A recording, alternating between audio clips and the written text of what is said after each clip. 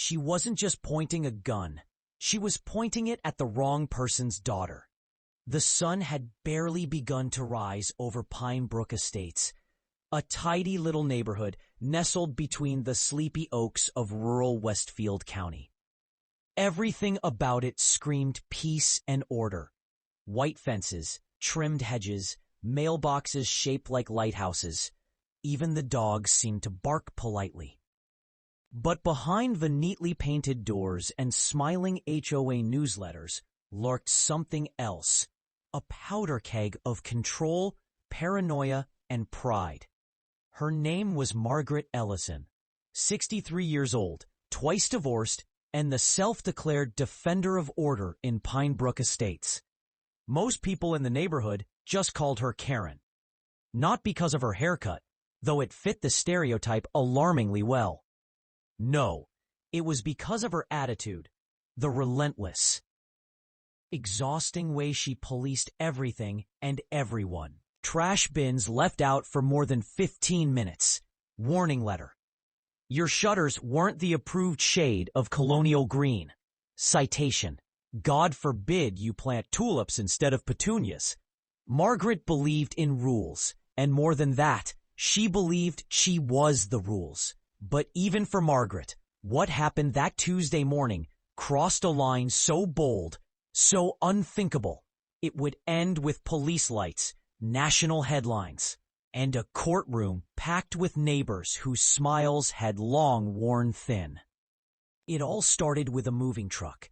Madison King was 28, confident, tattooed, and tougher than she looked. She just bought a house at the end of Sycamore Lane, a modest 2-story with ivy climbing the brick and a backyard large enough for her German Shepherd, Duke. She wore flannel shirts, drove a rusted black Jeep, and had zero patience for nonsense. She also happened to be the daughter of Sheriff Dana King, the longest-serving sheriff in the county's history. But Margaret didn't know that. Not yet. Madison wasn't one for suburban niceties.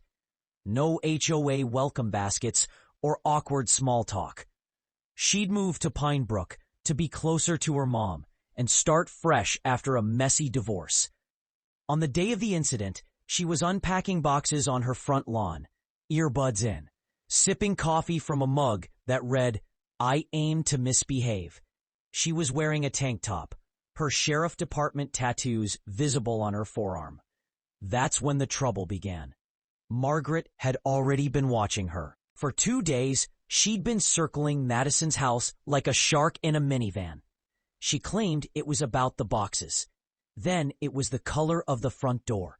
Then it was Duke's barking, though the dog had barely growled. At 6:45 a.m., Margaret stormed across the lawn, HOA violation in hand. Madison, half asleep and half amused, politely declined to sign anything and told her, in not-so-polite terms, that she didn't recognize the HOA's authority. Pine Brook Estates, it turns out, had what's known as a voluntary HOA. You could opt out. Madison had. And that, to Margaret, was unacceptable. Later that day, while Madison was walking Duke, she returned to find Margaret on her porch, snapping photos of her house, again. Madison confronted her. Words were exchanged, heated ones. Margaret called her disrespectful. Madison called her a stalker. Neighbors started watching from behind blinds. Then, Margaret did something no one expected. She pulled a handgun from her handbag, a pink .380 Ruger, tiny, shiny, but real. "I'm placing you under citizen's arrest for violating HOA ordinances," Margaret allegedly said, hands trembling slightly. "You're a threat to community order." Madison stared her down, utterly calm. No fear, no panic. "Ma'am," she said slowly, "put the weapon down, now." "Or what?" Margaret snapped. Madison raised her hands, slowly. "Or you're about to be arrested for felony assault with a deadly weapon." Against the sheriff's daughter, silence. Not even the wind moved. Across the street, a neighbor dropped their coffee mug. In less than 2 minutes, squad cars surrounded the cul-de-sac. Sheriff Dana King was the first to arrive. She stepped out of the vehicle like a storm in uniform. Eyes locked on Margaret, who was now standing in her bathrobe, pink gun dangling from their fingers like an ornament. Mama Bear Mode didn't begin to describe it. Margaret stammered something about trespassing, the HOA charter, how Duke barked aggressively, anything to spin the narrative. But it didn't matter.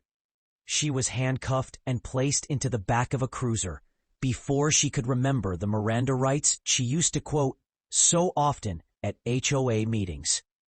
Now, this is where most stories would end. Arrest made, justice served.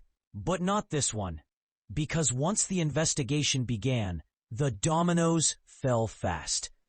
A warrant issued for Margaret's home revealed an arsenal of weapons, unregistered, improperly stored, and more than a few potentially illegal.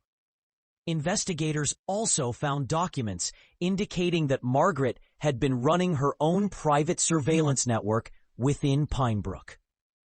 Hidden cameras on HOA signs, drones licensed to her son's company, and, no joke, logs of residence infractions going back 6 years.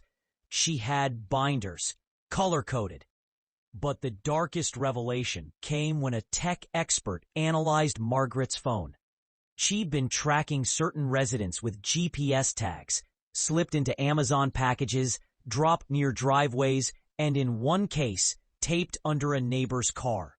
She called it Community Safety Protocol. The sheriff's office called it stalking. Margaret was charged with assault with a deadly weapon, unlawful surveillance, illegal possession of firearms, and harassment. She pled not guilty to all charges. Her defense, that she was defending the fabric of the neighborhood, that somehow her authority as an HOA president extended beyond the bounds of law and reason. The trial lasted 6 weeks and gripped the county like wildfire. Every day, more residents testified. Stories of intimidation, threats, doctored citations, fines that didn't exist.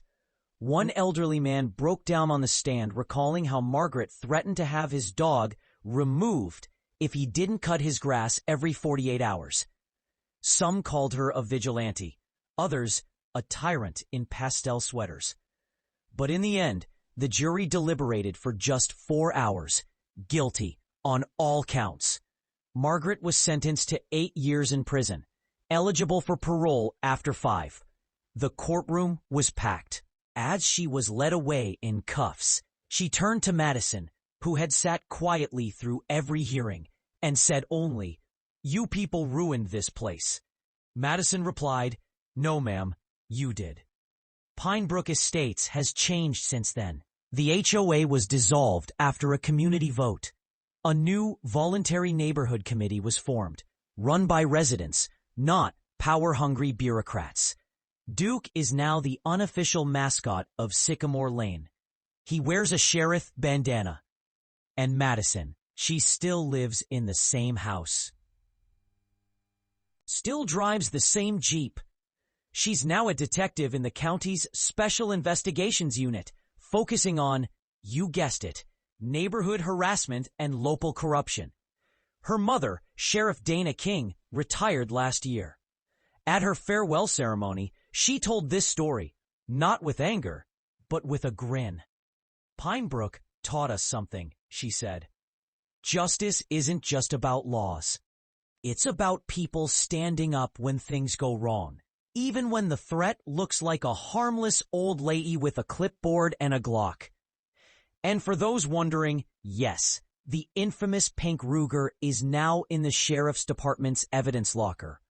Unloaded, tagged, and used as a teaching tool in cadet classes titled, "Never Underestimate the HOA President." Some stories are strange. Some are terrifying. But every now and then, they're both, and they come with one unforgettable lesson. Don't point a gun at someone unless you're ready for the entire truth to come pointing back at you. Especially when her mom runs the badge you just violated. And especially when she's trained to shoot straighter than your aim and speak louder than your power trip. Because in Pine Brook Estates, peace had a price, and that price was finally paid in full.